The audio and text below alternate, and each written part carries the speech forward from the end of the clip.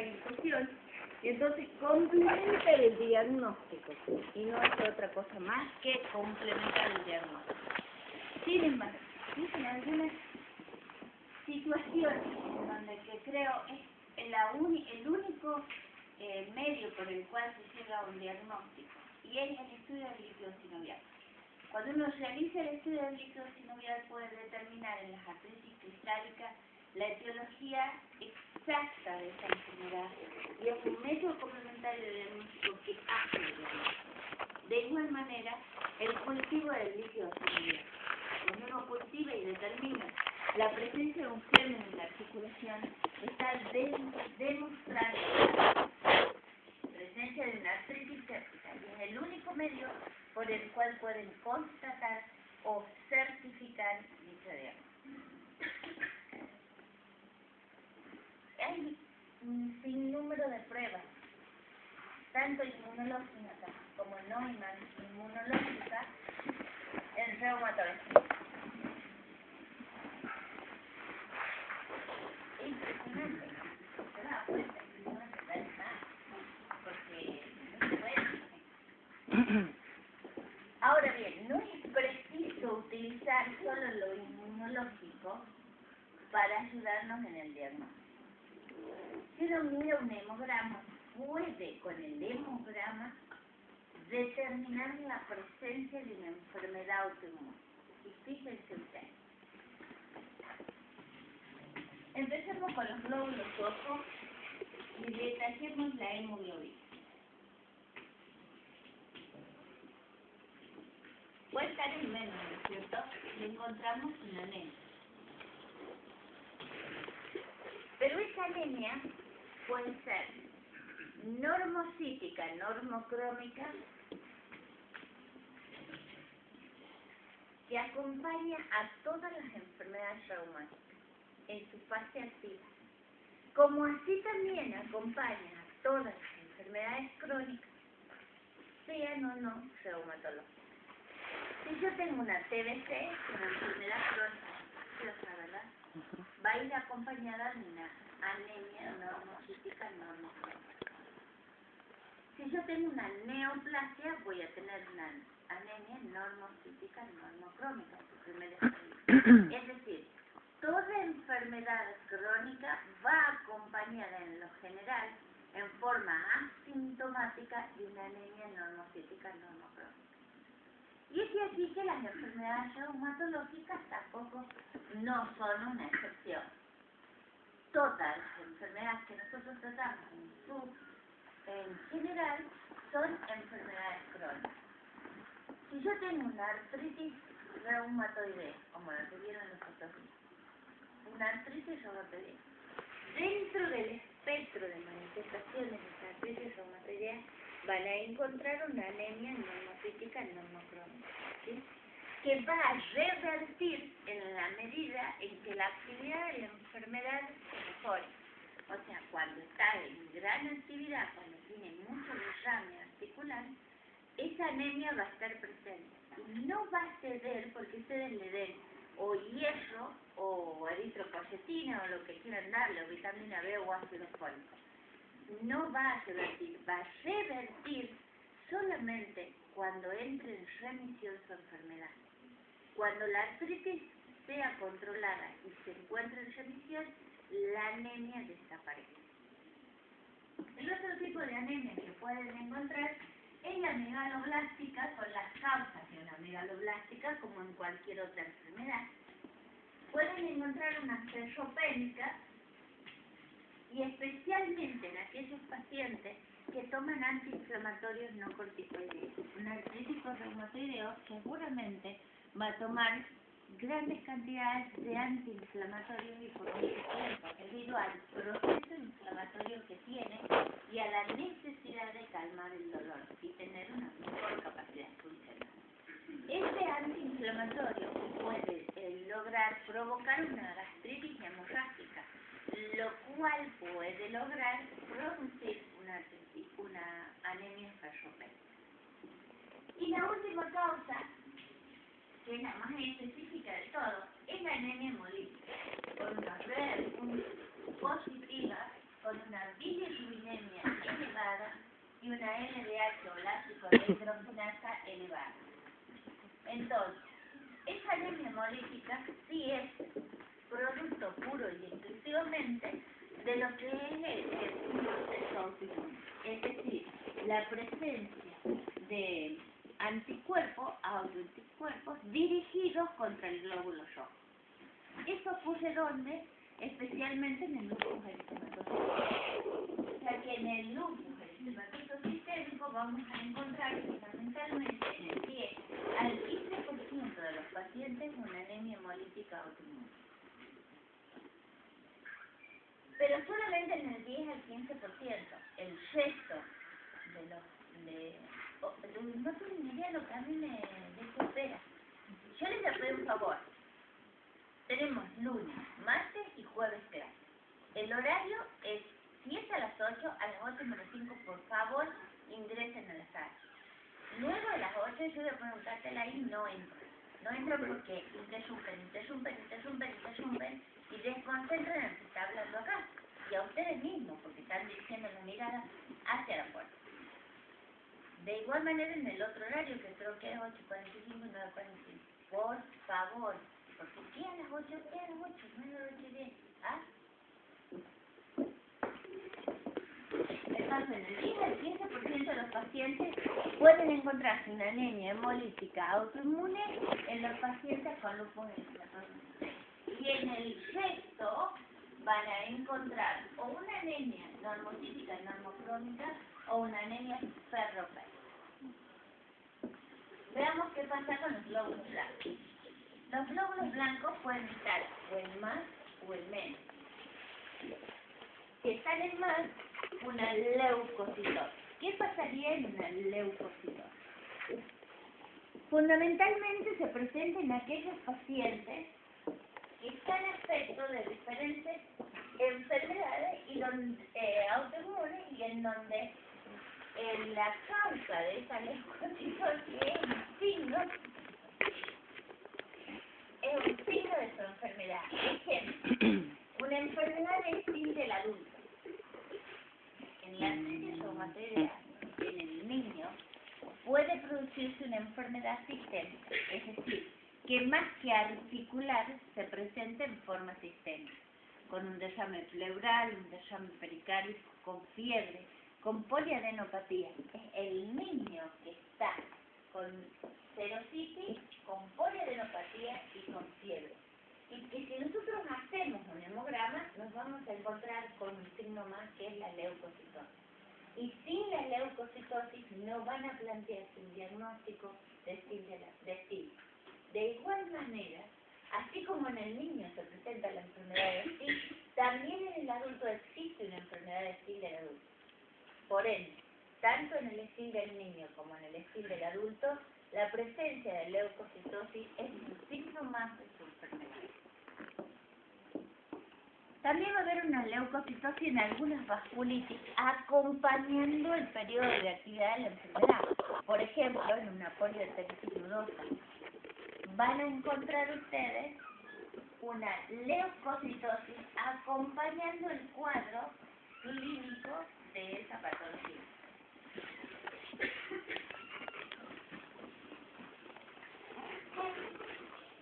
Y obviamente también va a presentarse leucocitosis en todo proceso infeccioso en alguna enfermedad reumática.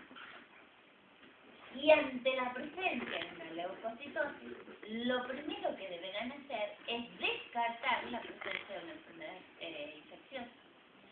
Porque especialmente en los pacientes con enfermedades autoinmunes, el germen encuentra un sitio apropiado y favorable y una predisposición aumentada para adquirir un cultivo, digamos, dentro de este organismo, ¿está?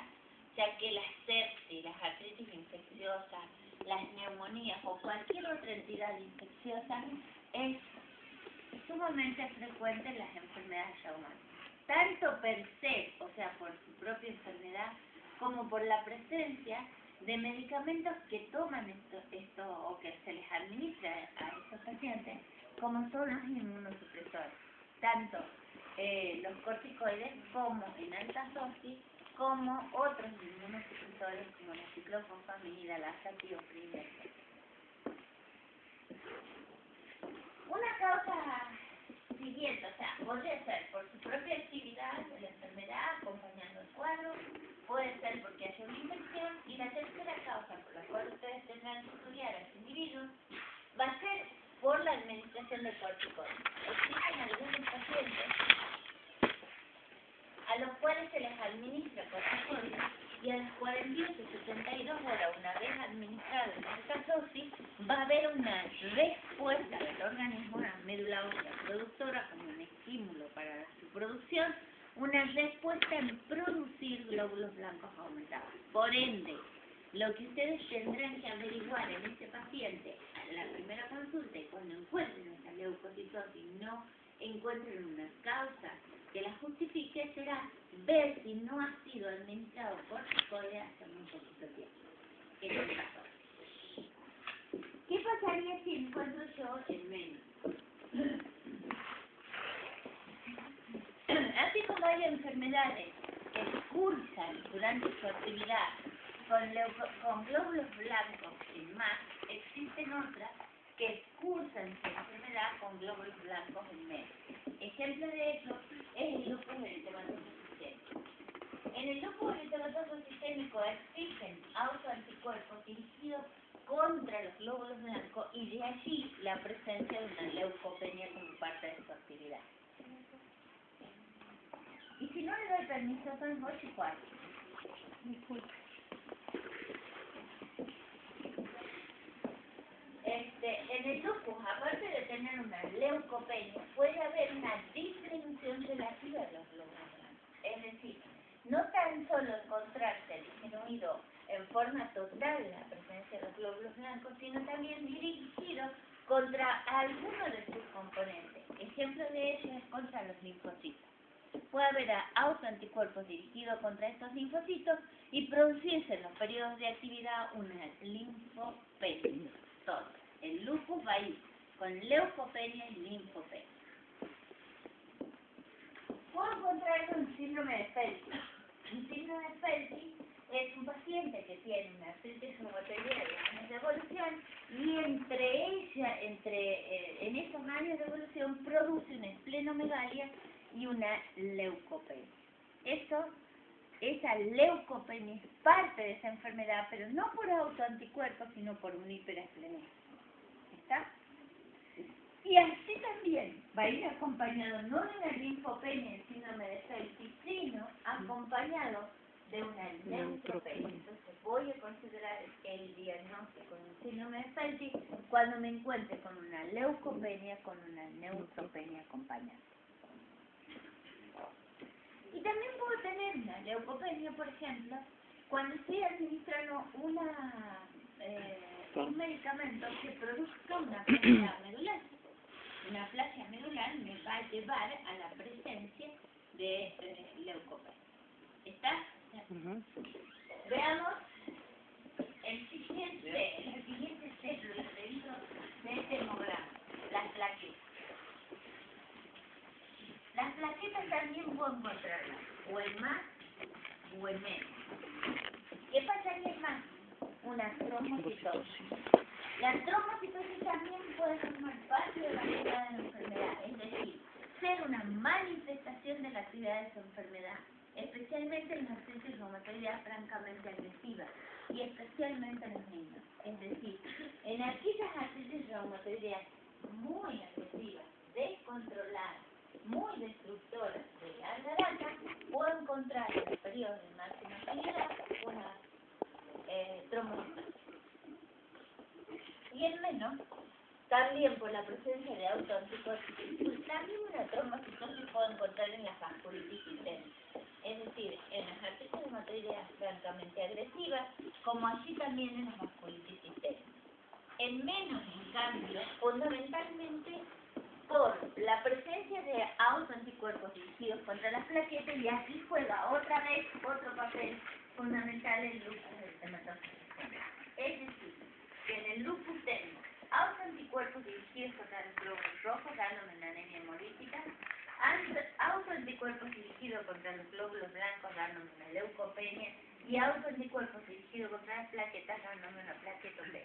Por ende, si yo estuviera en Tierra del Fuego y en Tierra del Fuego no hubiera un laboratorio inmunológico para certificar un diagnóstico y tengo un cuadro de Rashmannal poliartritis y además tengo una anemia hemolítica o una leucopenia o una plaquetopenia, no necesito de un laboratorio inmunológico para determinar que el cuadro clínico que ese paciente presenta es un lupus eritematoso sistémico. ¿Está? Muy bien.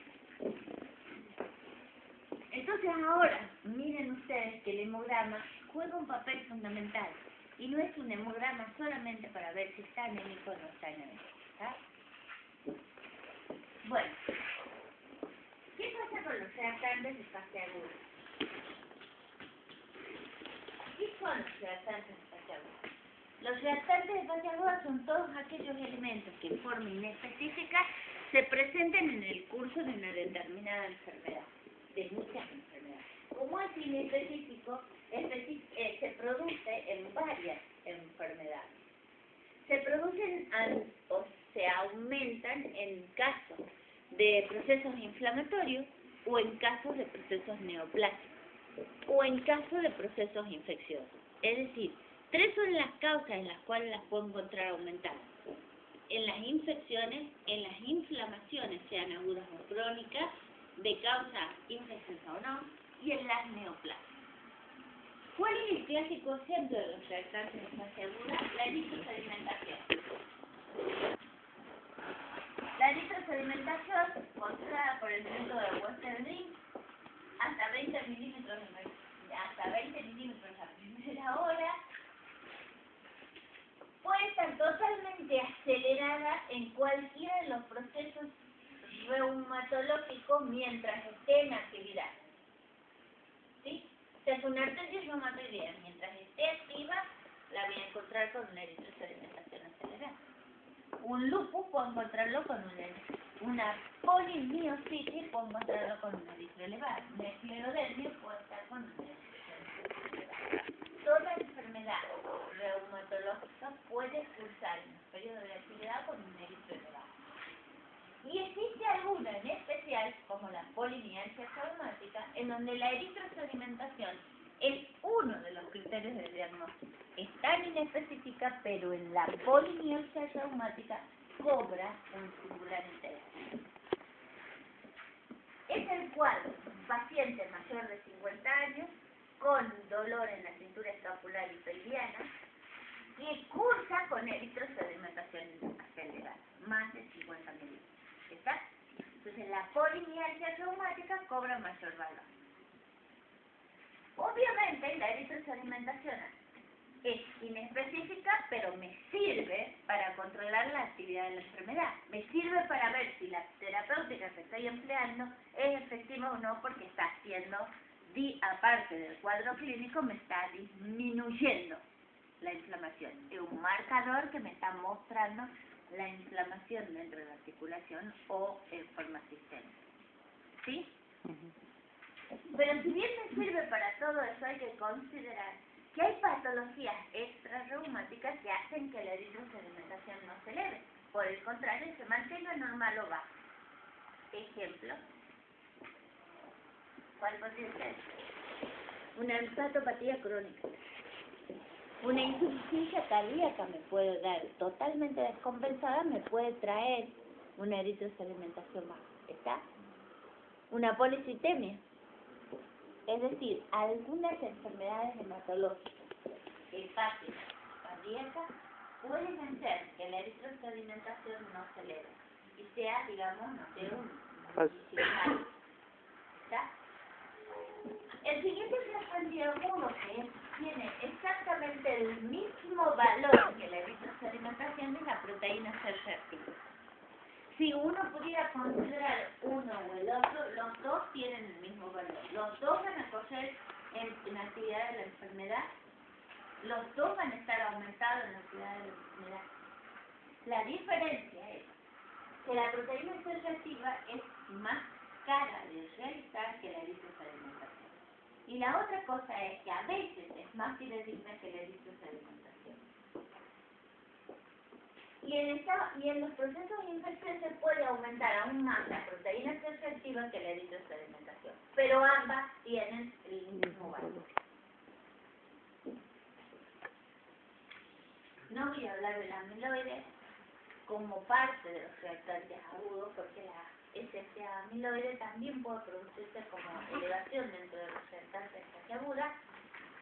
Y otro elemento dentro del proteinograma que algunas veces me puede actuar como reactante de fase aguda es de la alfa-2 o la beta-globulina. Cualquiera de las dos me puede elevar en los periodos de actividad de la enfermedad y como un marcador simplemente de actividad. ¿Qué pasa si veo un proteinograma? En el proteinograma, ¿qué es lo que voy a ver? Una elevación de las proteínas totales. Puedo encontrarme elevada las proteínas totales y elevada la gamma globulina. ¿Y eso qué me va a hacer sospechar en un paciente afecto de una enfermedad osteoarticular, en un mieloma múltiple? Para ver si es un mieloma múltiple tendré que seguir los pasos para el diagnóstico de un mieloma múltiple, seguro. La otra cosa que puedo ver, como dije recién, la beta elevada como reactante de fase aguda. La otra cosa que yo voy a poder ver si las proteínas no están aumentadas, sino por el contrario, disminuidas, en casos, por ejemplo, de una glomerulopatía, de un lupus eritematoso sistémico, en donde se eliminan, hay grandes cantidades de proteinuria, y entonces, obviamente, la albúmina y las proteínas van a bajar. ¿Está? Pero también me sirve de control dentro de determinadas situaciones. ¿Qué otra cosa puedo ver en los análisis de rutina, por así decirlo? Las enzimas musculares. ¿Qué pasa con las enzimas musculares? ¿Cuáles son las enzimas musculares que voy a estudiar? La creatinfosfokinasa o CPK, la láctico dehidrogenasa o LDH, la aldolasa y las transaminas, la GOT y las GPT. ¿Por qué voy a estudiar estas enzimas en las enfermedades reumáticas? Las voy a estudiar específicamente en una determinada enfermedad, que es la polimiositis. La polimiositis cursa con debilidad muscular y con destrucción de las fibras musculares. En consecuencia, la destrucción de las fibras musculares va a hacer que estas enzimas musculares pasen a circulación. Yo pueda determinar específicamente que este paciente está afectado de una polimiositis. De igual manera, no tan solo en la polimiositis, sino que puede haber un cuadro de polimiositis formando parte de su cuadro clínico en un lupus eritematoso sistémico. Y de igual manera, en una esclerosis sistémica progresiva puedo encontrarme un cuadro de polimiositis. O en un síndrome de superposición puedo encontrar una polimiositis. Es decir, toda vez que examine al paciente y encuentre que no tan solo la parte articular está afectada, sino también la parte muscular con una debilidad proximal, entonces estudiaré las enzimas musculares. ¿Está claro? Obviamente la función renal va a ser sumamente importante. Urea creatinina, clínica creatinina, sedimento urinario y proteinuria en aquellos pacientes afectados de lupus eritematoso sistémico y en donde existen ellos compromisos renales. Pero no tan solo el lupus es el que afecta al riñón, sino cualquier otra de las enfermedades, especialmente el lupus, pero también el síndrome de Sjögren, también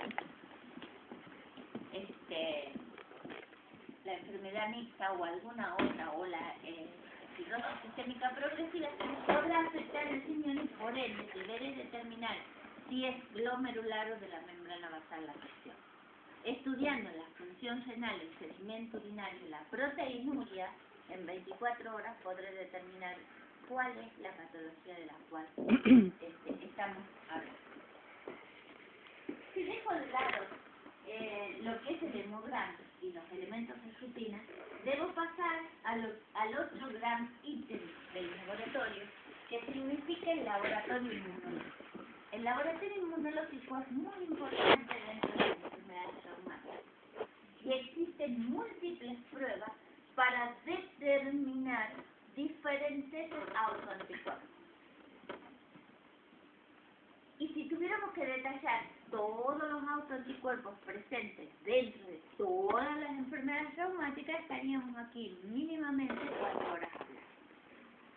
Entonces vamos a tratar de ver cuáles son los de mayor utilidad dentro del contexto de un cuadro clínico. ¿Está? Bien. Factor reumatoide.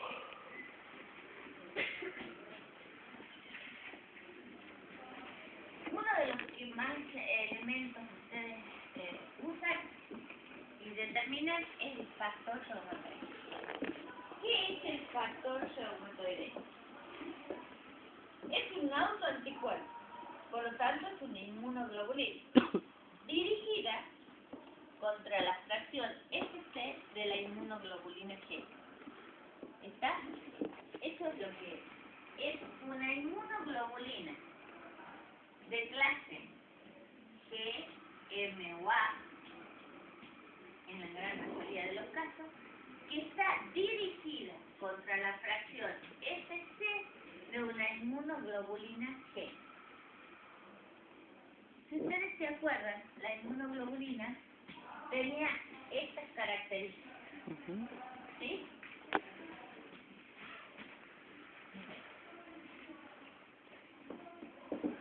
Esa era la clásica inmunoglobulina, con la cadena variable y la cadena no variable. Con una fracción SAB, que era la fracción de unión del antígeno, una bisagra y la fracción FC, en donde esta fracción FC muchas veces se acoplaba al complemento. ¿Se recuerdan? Muy bien. Entonces, esta inmunoglobulina que se forma, que es un autoanticuerpo, está dirigido, es de clase IgG, pero está dirigido contra esta fracción, la fracción FC, pero exclusivamente de una inmunoglobulina, que es la inmunoglobulina G. ¿Cómo la detecto el factor reumatoideo? El factor reumatoideo se detecta a través de la prueba de látex o a través de la prueba de Rorschach. Una utiliza partículas de látex y otras no.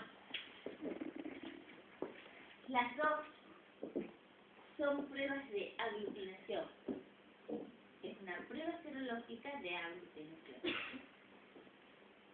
Y determinan la presencia de este factor reumatoideo. Pero, es así. ¿Lo puede escribir el nombre de La prueba de látex y la prueba de Rorschach o Waller-Rose.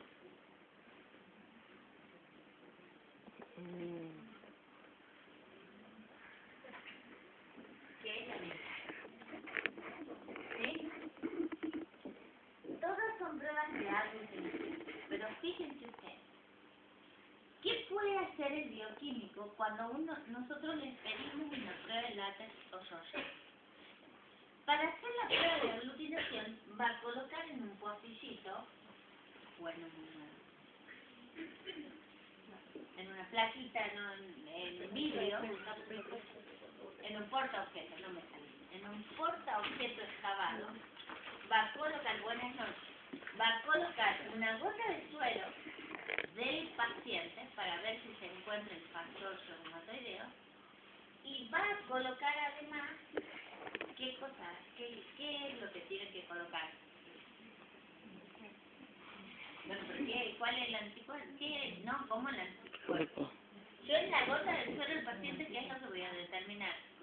El anticuerpo. El anticuerpo. Entonces, ¿qué es lo que necesito? El antígeno. El antígeno. ¿Cuál va a ser el antígeno en este caso? ¿Cuál es inmunoglobulina? ¿Qué? Entonces, yo voy a colocar el antígeno.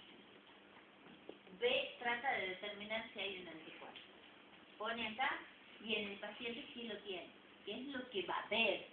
Ahí La aglutinación. que aglutina, ve grumo. Entonces, de acuerdo a la cantidad de grumo, pone una cruz, 2 cruces o 3 cruces. Y eso no me sirve de nada. Porque eso es nada. Es absolutamente nada. Eso me podrá servir para screening. O sea que si yo hago un screening del factor reumatoideo de todos los alumnos que están en esta aula, voy a poder determinar por screening que probablemente existe un grupo de personas que tienen el factor reumatoideo de su sangre periférica. ¿Está? Entonces, ¿cuándo cobra valor? Cuando esta técnica, que es cualitativa, se torna cuantitativa. Por ende, el laboratorio hoy no puede hacer hoy, en la prehistoria sí, hoy, en el siglo en el que estamos, no puede hablar de pruebas con resultados cruces, sí con pruebas de cuantificación. Entonces, ¿qué va a hacer? Va a colocar tubos con una concentración constante, tubo de ensayo, con una concentración constante de antígenos, al cual le va a colocar suero del paciente diluido en orden creciente. ¿Está? O sea que aquí lo diluirá uno en 8, aquí uno en 16, aquí uno en 28, 32. 56, aquí uno en 128, etcétera, etcétera, etcétera, etcétera. ¿Y qué es lo que va a ver? Lo mismo que ve en el pocillo, la aglutinación. ¿Y cuándo va a tomar en cuenta eso? Lo va a tomar hasta el último tubo donde haya aglutinación. El siguiente tubo donde no hay aglutinación es el negativo. ¿Y qué es lo que me va a informar tomando el último tubo en el cual hubo aglutinación? El título del anticuerpo. Ese es el título del anticuerpo. Entonces me va a decir, hay un título de 1 en 516 porque hasta ahí es como diluyó el suero del paciente. ¿Está claro? Muy bien.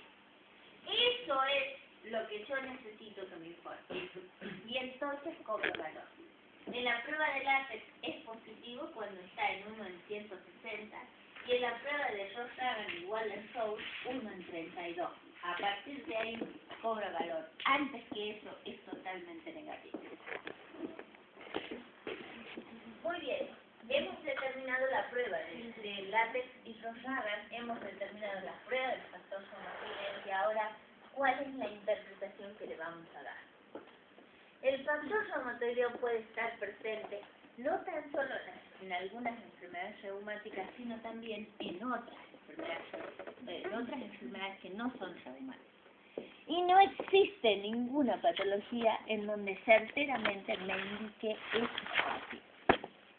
su presencia me indique esa patología. O sea, si yo tengo una artritis reumatoidea, el 75% de esos pacientes o el 85% para otras series de esos pacientes afectados de artritis reumatoidea tendrán factor reumatoideo positivo, o sea, serán látex positivo o Ross-Hagan positivo.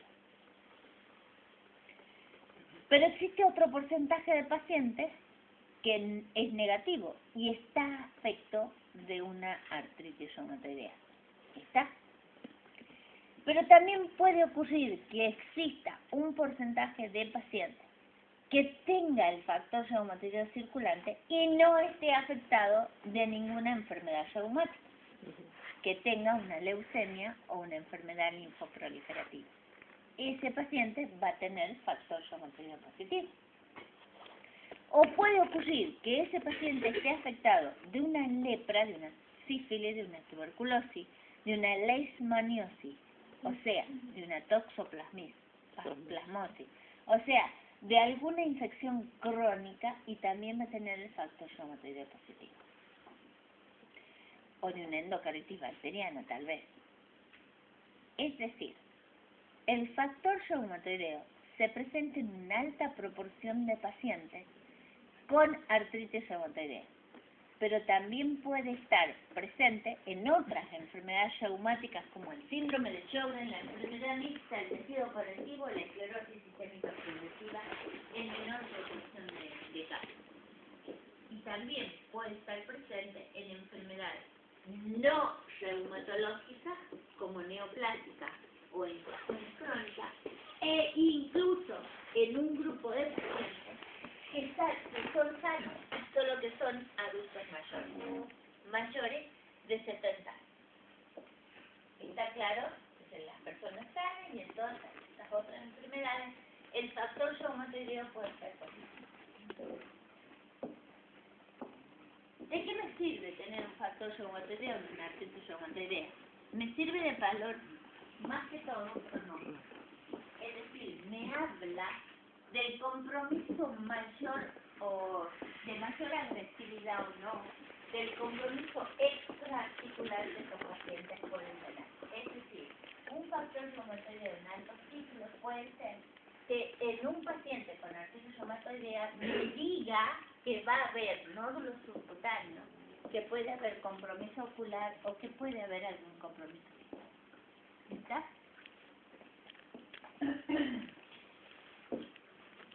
Muy bien. Existe otro factor hoy en día que es el anti-CCP o anticitrulina. La anticitrulina es otro factor reumatoideo que se ha visto que viene del metabolismo de los aminoácidos, la arginina en especial, y que tiene valor en estos últimos años porque se ha demostrado que este anti-CCP se presenta fundamentalmente, este factor reumatoideo, en los pacientes con artritis reumatoidea temprana. Es decir, que tiene mucho valor porque en aquellos pacientes con 1 mes o 2 meses o 4 meses y hasta 2 años de comienzo de una artritis reumatoidea, el anticitrulina está presente. Es más, hay algunos autores en los últimos trabajos que demuestran que esa anti-CCP o anticitrulina puede estar aún antes del comienzo de la artritis reumatoidea, de las manifestaciones clínicas. Bien. Muy bien.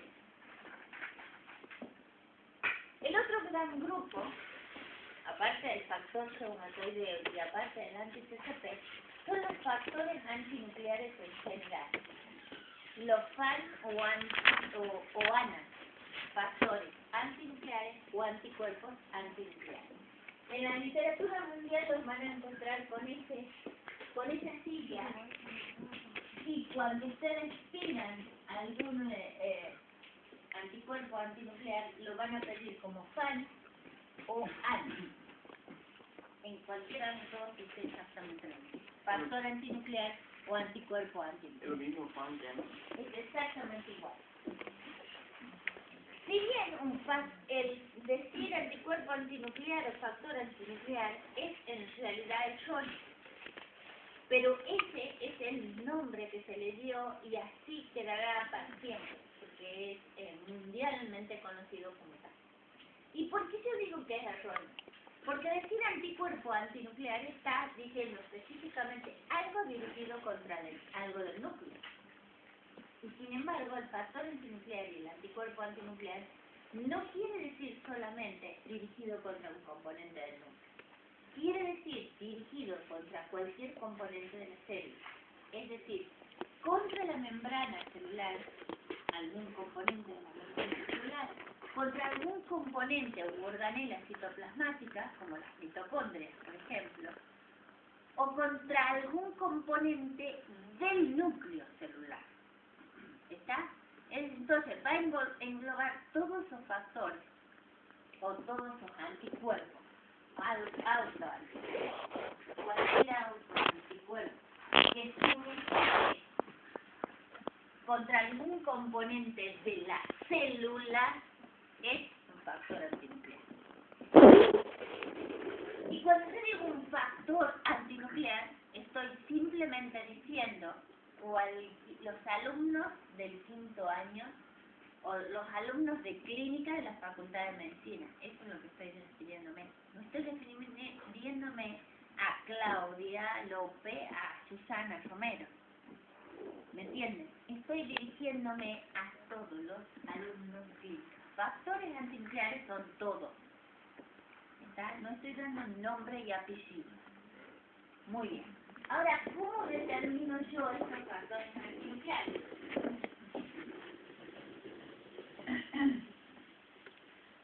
Se determinan, la prueba por la cual se determinó y es mundialmente conocida, es la inmunofluorescencia indirecta. De allí partió. Luego el radioinmunoanálisis, después apareció el ELISA, y así el inmunoblotin y otras técnicas para determinar a esos factores antinucleares. Y entonces significa esto.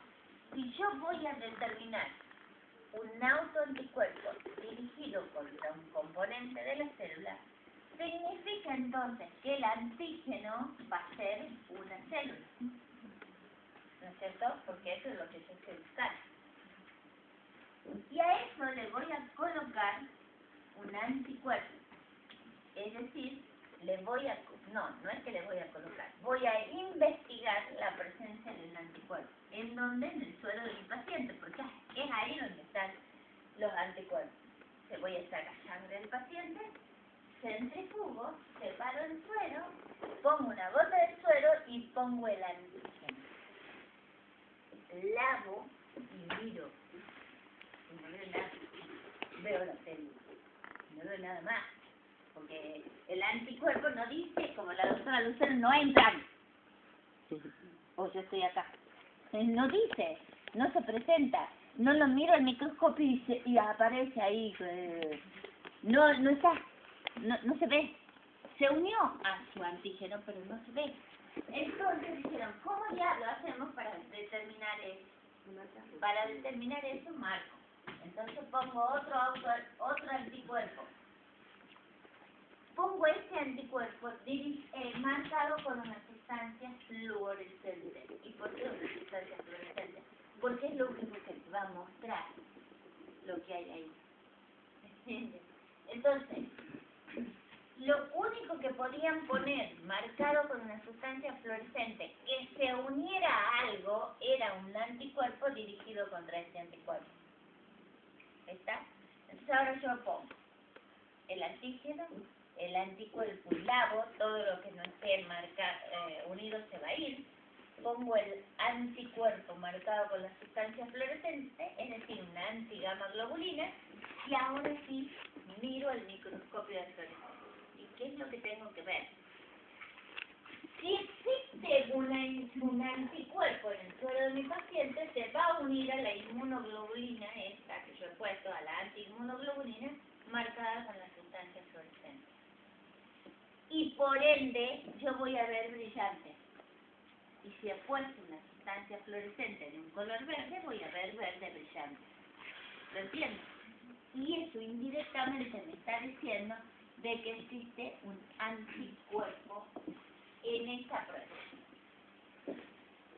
Si yo utilizara radioinmunoanálisis, hago exactamente lo mismo. Pongo el antígeno, pongo el suero de mi paciente para ver si hay anticuerpos, pongo un anticuerpo marcado con qué, en este caso con un radioisótopo. Lavo y miro. Marco con el aparatito y veo si hay radioactividad o no. Y si está y hay radioactividad, significa que había un autoanticuerpo que se unió a este anticuerpo porque había un antígeno específico. ¿Está claro? Y es mucho más complicado que eso. Yo les estoy dando la base nada más para que la entiendan. Si fuera lo de ELISA, pasaría exactamente lo mismo. Pongo el antígeno, pongo el anticuerpo o el suelo de mi paciente en búsqueda del mismo, y ahora pongo ¿qué? Un anticuerpo marcado con una enzima. Y ahora miro el microscopio y veo qué pasa en ese sustrato. Indirectamente me dice que está presente. ¿Está claro? Por cualquiera de estos medios uno pudiera determinar la presencia de los anticuerpos. Muy bien, de los fans o antes. Pero ¿qué pasó cuando hicieron la inmunofluorescencia? Se encontraron que el núcleo se teñía de manera diferente y entonces se dio el patrón de inmunofluorescencia. El núcleo de las células se podía teñir bajo un halo alrededor, como un anillo, y a esto se llamó patrón de inmunofluorescencia periférico. O se tiñó el núcleo en forma homogénea y a este patrón se le dio ese nombre, patrón de inmunofluorescencia homogénea. O bien se dio que eran como motitas y a ese patrón se lo llamó moteado. O bien se dio que solamente los nucleolos eran lo que se tenía y entonces se llamó nucleolar. Y por último, se dio que el centrómero era lo único que se tenía y a ese se llamó centrómero. Y ahora la pregunta de ustedes va a ser, ¿para qué diablos está hablando de todo esto así? ¿De qué me sirve a mí como médico? Y me sirve. Me sirve.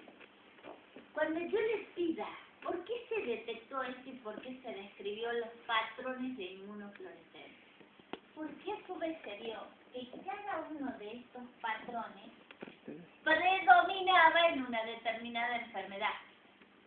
¿Está? Entonces, si yo tengo un patrón moteado y en altos títulos, voy a sospechar que lo que ese paciente tiene es una enfermedad mixta del tejido conectivo.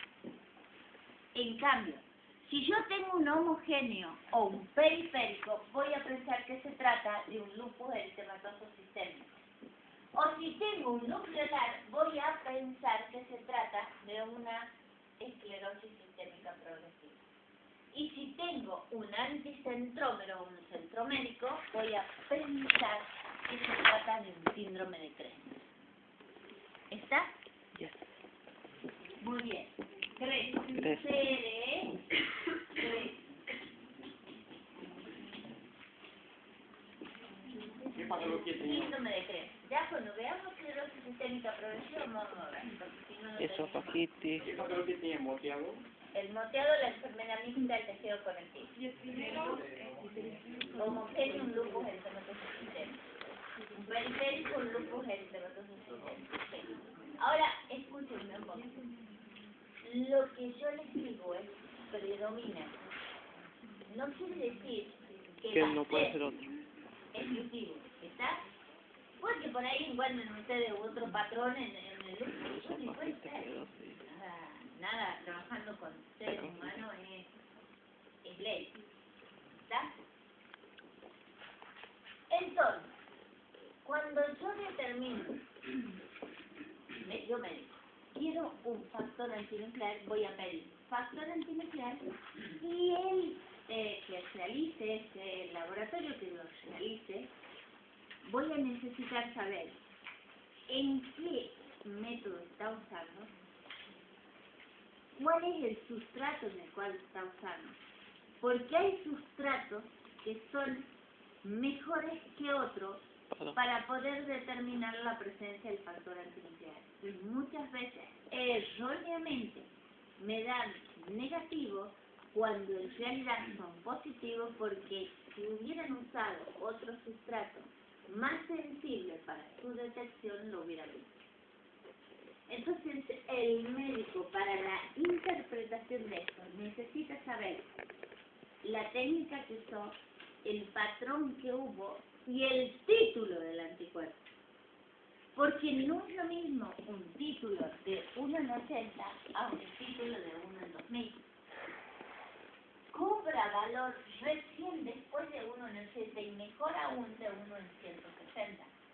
Si ustedes me presentan un paciente con un factor antinuclear 1 en 80, yo voy a decir, obsérvenlo, pero ese paciente no tiene ningún criterio como para que yo diagnostique una enfermedad autoinmune.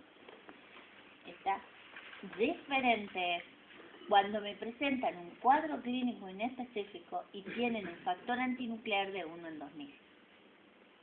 ¿Está claro?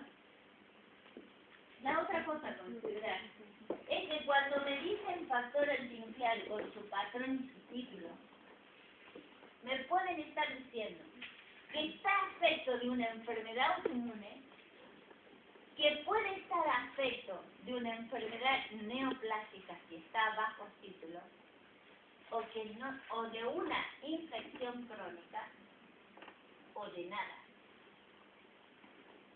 Porque existe un grupo de pacientes, al igual que el factor reumatoideo, en donde los factores antinucleares están a títulos muy bajos y que son pacientes dañados y que son sanos. ¿Está? Muy bien. Ahora, el otro problema es cuando ustedes tienen un factor antinuclear y piden cualquier cosa sin ningún sentido. Si el factor antinuclear puede estar presente en una linfoproliferativa, en una enfermedad infecciosa crónica, en el sano y en las enfermedades reumáticas, yo tengo que tener primero el diagnóstico clínico de una determinada enfermedad para recién pedir el factor antinuclear o lo que venga por detrás, para que pueda interpretar, porque de lo contrario, todos van a ser enfermedades autoinmunes o van a ser cualquier cosa. ¿Me entienden?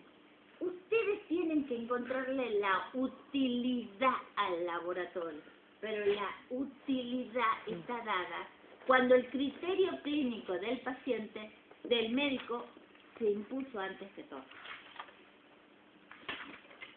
Muy bien. Ahora tengo un factor antinuclear positivo. Tengo que ver cuáles son los factores antinucleares que se encuentran en cada una de las determinadas enfermedades. O sea, determiné los alumnos de clínica y ahora voy a ver Claudia Carrillo. ¿Está? Voy a identificar a cada uno.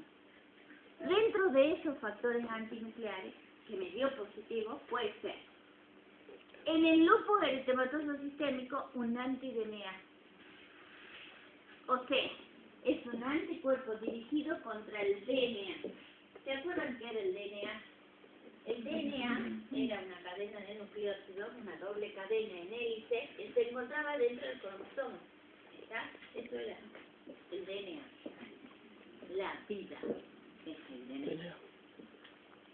Muy bien, esa cadena de DNA que está en doble hélice y que tiene doble cadena, puede ser separada en dos. Si se separa en dos, yo puedo tener un anti-DNA dirigido contra un doble cadena o contra una cadena de cada uno. Y adquiere un nombre diferente. Contra el doble cadena se llama anti-DNA nativo. Contra una cadena se va a llamar anti-DNA desnaturalizado. Y otra cosa más importante. Cobra valor uno u otro en determinadas enfermedades. Un anti-DNA desnaturalizado puede estar, además del lupus, en algunas otras enfermedades autoinmunes. Enfermedad mixta, artritis reumatoidea, esclerosis sistémica progresiva. En cualquiera de estas yo puedo tener un anti-DNA desnaturalizado. Pero el anti-DNA nativo se encuentra casi pura, exclusivamente y con una altísima especificidad, casi del 95%, en los pacientes afectados del lupus eritematoso. Anti-DNA positivo y pienso en lupus. Nativo, obviamente. Nativo.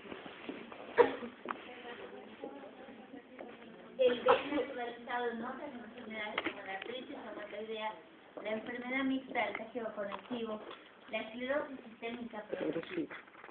Pero el nativo está hecho contra doble cadena y el desnaturalizado Contra una sola cadena del DNA. Bueno, ahora pensemos otra cosa. Si bien existen en los pacientes con lupus eritematoso sistémico, el 95% de los pacientes con lupus tiene anti-DNA positivo. No, perdón. tiene un factor antinuclear positivo, no un anti-DNA positivo, tiene un factor antinuclear positivo. El 5% de esos pacientes no tiene FAM positivo. A ver, ¿me entendieron lo que dije? El anti-DNA nativo es específico, casi específico, Del loop. del loop, el nativo. Ahora, yo tengo un cuadro clínico que me simula un loop. Y yo digo, esto es un loop. Le pido un factor antinuclear.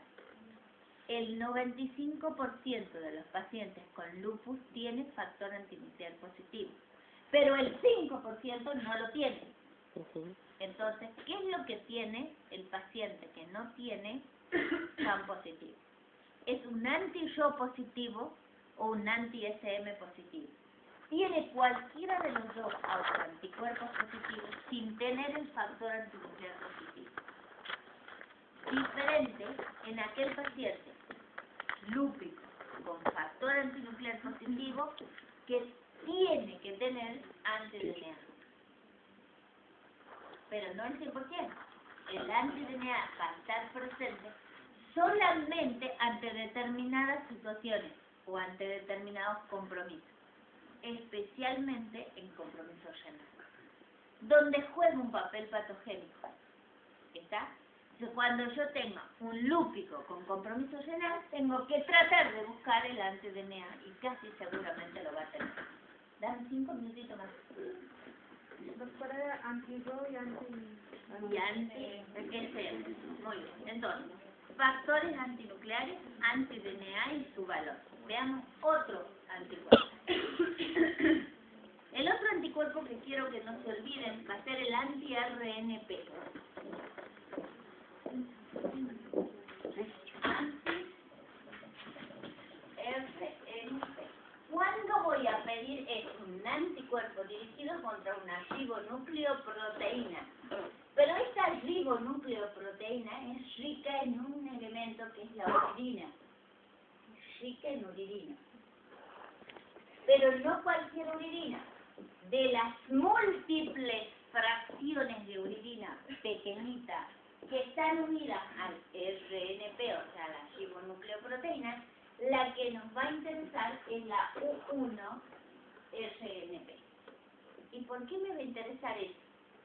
Porque el anticuerpo dirigido contra esa ribonucleoproteína rica en uridina 1 está presente fundamentalmente en la enfermedad mixta del tejido conectivo.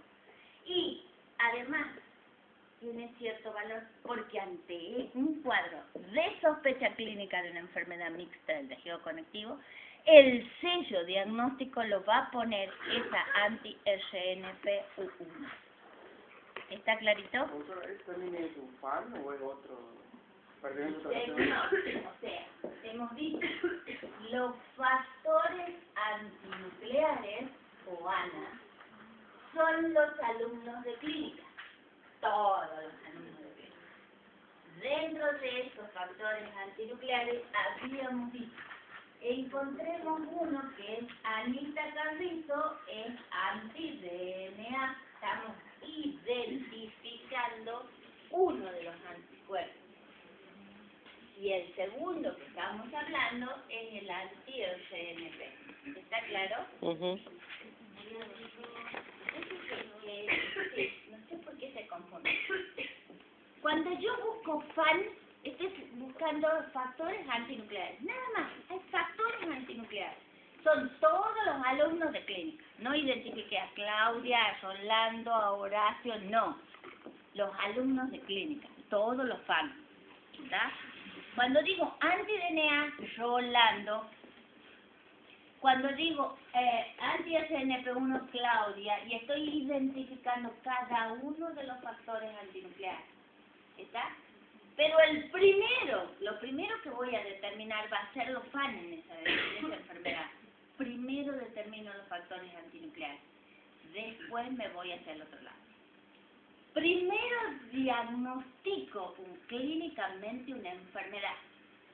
Y en base a eso pido el factor antinuclear y en base a eso pido el factor antinuclear específico para esa enfermedad. ¿Clarito hasta acá? Sí. Si yo estoy pensando, enfermedad mixta del tejido conectivo, le he pedido el PAN. ¿Y qué he dicho yo de esto? ¿A dónde estaba el PAN acá? ¿A dónde estaba la enfermedad mixta? ¿El moteado? En el moteado. Entonces yo he dicho, este señor tiene enfermedad mixta. Le he pedido un PAN y me da un patrón moteado y el PAN está a títulos altos. Sí, esto es una enfermedad mixta. ¿Cuál va a ser el factor antinuclear ahora que le voy a pedir para certificar ese diagnóstico? Anti-RNP. ¿Está claro lo que dice entonces? Clarito. ¿Entendido? Muy bien. Y ahora el anti-RO. Vamos al anti-RO que le gustamos. Otro de esos cambios puede ser el anti-RO o el anti-LAC. Esos dos van por lo general de la mano. Es decir, cuando hay uno, generalmente está el otro, pero no significa que tienen que estar los dos. ¿Está? Y las características van dirigidos contra una X ribonucleoproteína, que no les voy a hablar porque es muy complicado, pero lo que sí tienen que saber es, el SO y el LA tienen la particularidad, buenas noches, tienen la particularidad de poder estar dentro del núcleo o dentro del citoplasma. Entonces, en un momento dado, pueden partir del núcleo del citoplasma y yo pueda encontrarlo como citoplasmático. O puede ser que lo encuentre dentro del núcleo, en la periferia. ¿Está? Generalmente se dice, y ustedes lo van a encontrar y lo van a describir, como el anti-RO y el anti-LA va dirigido contra componentes citoplasmáticos. ¿Dónde están presentes los dos? En el síndrome de Sjögren o síndrome seco. Pero hay algo que es importantísimo y es el anti-RO. El anti-RO además puede estar en una enfermedad que es el lupus eritematoso sistémico. Y va a cobrar valor, cuando vean la clase de lupus eritematoso sistémico, vamos a hablar de ello, en la mamá embarazada lúpica que tiene un anti-RO. Ahí es cuando va a cobrar mayor valor. ¿Está? Bueno, entonces estos dos, la mayoría de las veces, citoplasmáticos, pueden estar presentes en el lupus, también pueden estar presentes en el Sjögren y hay otras enfermedades en las que pueden estar presentes. Y así podría seguir. Vamos a dar uno más y ya no hablo más de factores antinucleares. El otro que sí me interesa que se acuerden es el anti-SM. El anti-SM es también dirigido contra una proteína muy pequeñita, no básica, del núcleo celular, y adquiere su nombre de la primera persona en la cual se descubrió. SM viene de Smith, entonces se puso ese nombre por la persona a la cual se lo describió por primera vez. El anti-SM tiene su valor, porque en esos pacientes que yo les he dicho, PAN negativo, el anti-SM puede estar positivo. Y entonces, esos pacientes con anti-SM positivos son lúpicos. O puede ser un PAN positivo, un anti-SM positivo, son pacientes lúpicos. En el 30 al 35% de los pacientes afectados de lupus tienen anti-SM positivo. Por ende, no todos los lúpicos son anti-SM positivos. Si les estoy diciendo que el 30 al 35% solamente. Pero tienen una altísima especificidad. Cuando está presente es un lupus y no es otra cosa. ¿Está clarito? Muy bien. El último ítem a considerar, aparte de lo inmunológico, o sea, vimos rutina, hemograma y demás, vimos factor reumatoideo, todos los autoanticuerpos, y la última cosa que sí va a tener valor es el estudio del líquido sinovial. El estudio del líquido sinovial es como la orina para el nefrólogo, es el estudio del líquido para el reumatólogo, ¿me entienden? Es como mirar dentro de la articulación. Y les da valor en esto, fundamentalmente diagnóstico en las cristálicas y en aquellas enfermedades o artritis infecciosas. Y puede ser que existan factores antinucleares dentro de ese líquido antes que existan en sangre. No obstante, es decir, si yo tuviera una artritis, y nada más que una artritis, y pensara que no es una artritis reumatoidea o una seronegativa, o yo dijera, no, este paciente puede tener un lupus, y yo detectara así los factores antinucleares, los tendría positivos aquí antes que acá, quién sabe, ¿está? Sin embargo, esa prueba diagnóstica no se realiza de rutina. Lo que se realiza de rutina es la determinación de las células y de los cristales y el cultivo del líquido. Todo eso vamos a tratar de verlo en la clase de artritis cristálica. ¿Está? Bueno, muy bien, y ya está. Próxima clase. ¿A qué hora es? 8:45. No, 9:45 a 10. Depende porque es práctico antes. No me abren la puerta cada 5 segundos, please. Los dejo con el doctor ahora.